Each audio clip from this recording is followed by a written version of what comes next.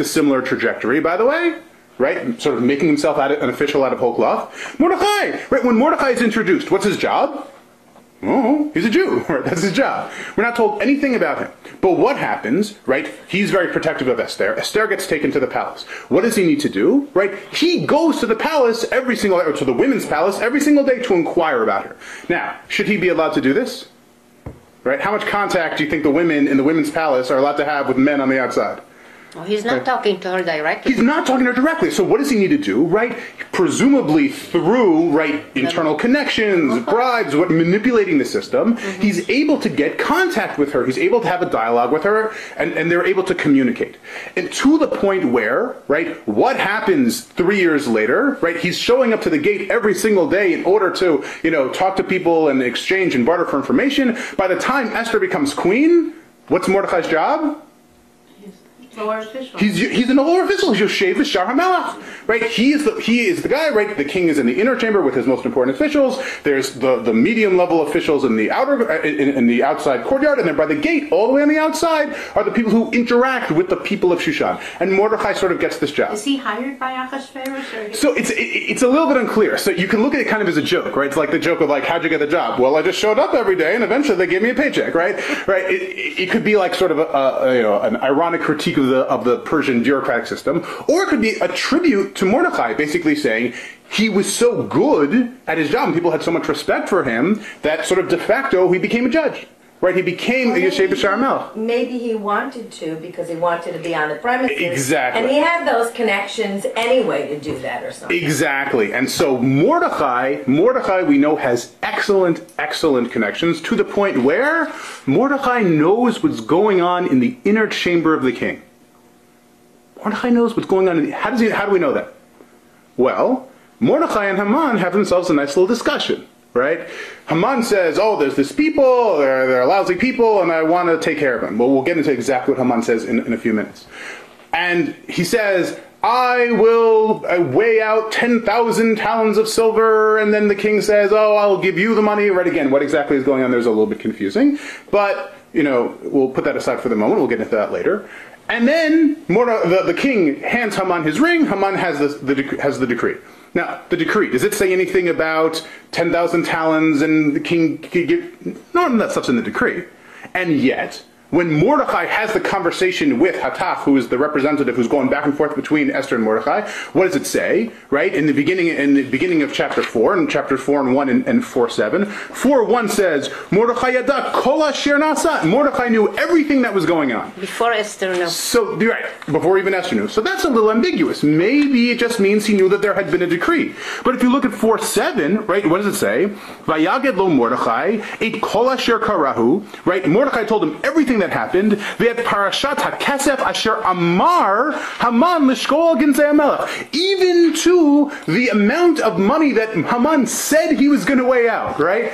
This isn't recorded anywhere, this isn't written anywhere, and yet Mordechai knows what's going on in the inner chamber of the king, right? We can speculate as to why this would be, whether he has, good relations with servants, or whatever it may be. But clearly, both Haman and Mordechai are extremely well-connected individuals in a bureaucracy that has a serious bottleneck at the top. Okay. Moving forward, right, we now get to the most vexing question of Rabbi Shalom. And the first of his two major bomb chidushim, I would say. And this is the first of them, right? The question is, right, and this is the question we were talking about last week, why on earth won't Mordechai bow down to Haman? Right? What happens? Mordechai comes, and he's sitting there, and Haman says, all right, there's a decree from the king, everybody who's Yoshev B'Shar HaMelech needs to bow down to me. Mordechai is Yoshev B'Shar HaMelech. Why won't he bow down to him? Like we talked about, right? It doesn't say anything in the text about Avodah Zarah. It doesn't say anything in the text about having an idol around his neck or in his jacket. None of that stuff. Even if that were the case, it may very well be that he was allowed to do it anyway, right? It's a very strange thing. And of course, we have plenty of biblical precedent for people bowing down to other people, right? Moshe bows down in front of Yitro, and Avram bows down in front of Nechet. Bowing down is not a rare event for people in the Torah. Not only that, but it says, right, Lo Yachrav Lo Yishtach. He won't even bend up. Again, if you want to say bending down all the way is some sort of inappropriate thing which is reserved for God, he won't even bend his knees, not even make some sign of respect. Right? Why not? So Rav Shalom suggests, right, if you'll notice that there's interesting language that gets used. How do we know? How do we know that everyone's supposed to bow down to Mordechai who is at the outer gate? Well, first of all, let's think about that for a second. Does that make sense? Right? Would the king want everybody bowing just at the outer gate to bow down in front of Haman, right? Why should people bow down in front of Haman? If it's because he's the most important official in the land, who should bow down to him? Everybody should bow down to him. Right? If it's just a sign of respect, everyone should bow down to him. Why just the people at the outer gate? And what does it say, right? How do we know that the king commanded this? It says, Kichein siva lo hamelech. Now the word lo is a bit ambiguous, right? The word lo can mean, thus the king commanded about him, or it can mean, thus the king commanded to him. In other words, you can read this Megillah as saying, what happened? Haman went around saying, okay, everybody, I, the prime minister, just came out of a meeting with the king, and the king said, everybody who's in the outer gate has to bow down before me. Now, what do we know about the king and decrees? When the king does a decree, how does the decree work? Right? How do we know about this decree? Is there any like pomp and circumstances? And Sends letters. There's 100, right? That was there's 127 runners to all, and it's all the different languages. And right about this decree, are there runners? Are there languages? Nothing. It's just Kichein siva lo hamelech. Okay, curious. Second of all, right? Why would there be benefit to Haman for the people in the outer gate bowing before him? Well, who's at the outer gate? The minor officials and Mordechai. well, well, Mordechai is one of the minor officials, but who else, right? It's the meeting place between the minor officials and who else can come to the outer gate who can't come inside the palace? The regular people. The regular people. So what's going to happen? Who's going to see everybody bowing down before? Who's going to see all the officials of the government bowing down before Haman? The people. The masses are going to see this, exactly. Right? So what does this sound like? It sounds like a person who's angling for mass appeal, right? And again, this could be completely legitimate. Why would the king tolerate that? Right. Why? So, but here's the thing, right? Imagine you're an official, right? So, if you're a lower official who's on the outside, who certainly can't even see the face of the king, what's your reaction going to be? Right? Are you going to say, I think that this is a problem. I know, I'll go to my boss. Right? First of all, you're taking a big risk here because you're basically trying to tattle on the prime minister. But even if you did, you went to your boss. His boss went to his boss. His went to his boss. Eventually, whose desk is it going to wind up at? Well, before the king, Haman's. It's going to wind up at Haman's desk. He's the prime minister. Right? There's no. How are you supposed to navigate this? Right? He's not worried that other people. Now, he doesn't want the innermost people to do it because then the king might become aware of it because those are people who might be better connected, and there's no advantage to that happening. So what happens? Mordechai says, "I'm calling shenanigans on this." Right? It's the way things work as a matter of law, right? If there's a law and you don't like it, in America today, there's a law and you don't like it. You can't just say, I don't like that law, I'm going to challenge it in court. So wait, in other words, Mordechai doesn't believe this really originated. Right, Mordechai is saying, I don't believe that this is actually a command of the king. Right, but how is he going to challenge it? He can't just publicly declare, I don't believe it. If there's a law in America, or in New York State, right, you can't just say, I don't like that law, I'm going to sue. Right, what do you need to do? Sorry? Pick it. Well, I mean, you can pick it all you want, but that won't give you the right to challenge it in court. If you want the right to challenge it in court, what do you need to have? You have to violate the law to get arrested. You need to get arrested. It's not even enough to violate it, right? You can violate it all you want, as long as you don't. You need standing. In order to get standing, you need to be arrested. You need to be involved in the process. Now, something. So the unintentional pun, but it works nicely. How does Mordechai get standing? By standing, right? He refuses to bow down to Haman. Now again, Haman, how does Haman get to work? Does he walk to work every day from his home, right? And especially in this environment where people are worried about assassins. In general, how did people in high officials? Well, not a chariot, but close, right? On a closed litter, right? You would have people who would, you bum a chair and people would carry you. That's how you would get around, right? That was sort of the segue of the ancient world, right? So when it says Haman didn't see, is it right? How did Haman not see, right? Everybody's bowing down to him. So it could just be he was really self-involved and he only cared about the adulation and he didn't care about anything that didn't affect that. But Haman presumably is inside a closed litter. I don't buy that the king doesn't know anything going out there. I don't buy that he doesn't walk out on a balcony and he doesn't look out of the window of the palace. Well, I mean, if you look from a historical standpoint, right, any time, right, for the kings of Babylonia, like when they're depicted, they have a screen in front of them. Right, and the historians will record that. Whenever they're at a public event, there's an opaque screen in order that people should not see them. We'll talk next week about why that would be the case. Right, there's a very good reason why that would be the case, not just security. Not like the Pope? Sorry? It's not like the Pope. Not like the Pope. Yes, but there is a very good reason why that would be the case.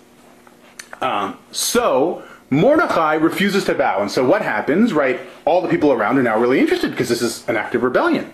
Especially because Mordechai seems to be doing it because he doesn't believe it's an actual command of the king. So they start talking. Eventually, word reaches Haman's ears, and right again, a very cute pun. Right, they tell him because they want to know Haya'amo divrei Mordechai, whether the words of Mordechai will stand. Again, sort of a cute pun on standing. So what happens? Right, Mordechai. What does Haman do? Right, the first thing before Haman reacts is he wants to know. Right, this guy who's not bowing before me. Right, is he from some ancient, important, Shushan family? Is he well connected? Right? Maybe, right? Haman is relatively a new kid on the block. He's not, old money. So maybe that's why they're upset. And what does he find out? Who's not bowing to him? It's a Jew, right? It's these people from exile who have they're nothings from nobody. This is some guy who got the job last week. This is the guy who's challenging him. And Haman is furious. But he's also a little bit frightened. Why? Because what is Mordechai doing? Mordechai is saying, look, right, we're in Persia, we're in the land of laws, everybody consults the laws, no problem. If you want to punish me for not following the dot of the king, all you have to do is produce the dot, right? Just show me the thing and you can have, the guards can haul me away, right? Mordechai's taking a huge risk here out of loyalty to the king. But, of course, Haman can't produce the dot because there is no dot to produce. So, what does he do? Right? How does Haman respond?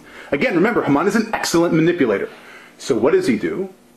He goes to the king and he gets the entire people of Mordechai destroyed. How he's going to do that, we'll talk in a second. But let's talk about why. Right? Why does he want to kill all the people of Mordechai? Well, first of all, what kind of a message does it send? To all nations, you have to obey me. Right? Don't mess with Haman. Right? Don't mess with Haman. He's not going to come after you. He will come after your entire family, your entire people, everything. Right? Second of all, it completely avoids the problem of him having to produce a dot. He doesn't need to produce a dot anymore. There's a much better dot right here that says you have to kill everybody. Right? So what he's doing is he's taking this situation, which is very small, and making it very big, making it into a national security crisis. Right? What does he do? He goes before the king. He says there are these people, and they're scattered and dispersed, and they don't listen to the king, and we need to deal with them. And we'll get into the exact language in a second. But, right? Isn't that a big risk, right? Why would Haman think that taking a minor personal issue and turning it into a huge national security crisis would work? Was there any precedent for that with King Ahasuerus, taking a personal slight and turning it into a huge national crisis?